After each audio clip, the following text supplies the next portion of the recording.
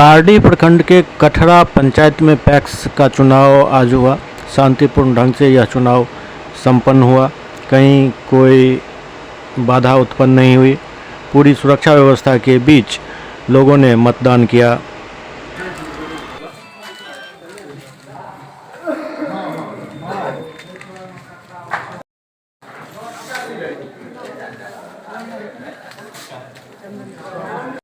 Voter जैसे किसान आप जाके इसमें लग जाइए किसान कखनो वृद्धि नहीं हो। और आप बरंडा पर जय चढ़ जवान, करके जय किसान। बाएं घूम जाइए, सीधे हो रहा। हम दोनों तो सास बहू नहीं तो सास बहू से नहीं ना होगा।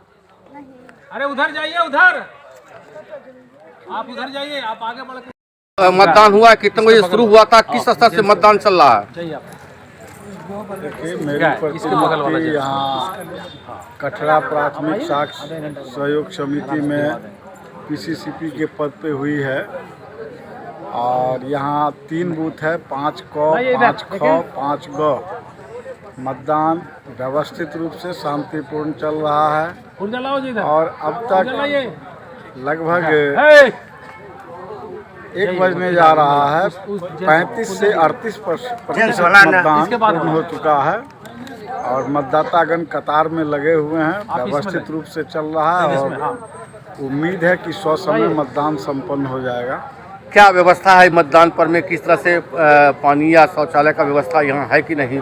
मूलभूत सुविधा की कमी है। यहाँ पानी की भी व्यवस्था नहीं है, शौचालय की व्यवस्था नहीं है।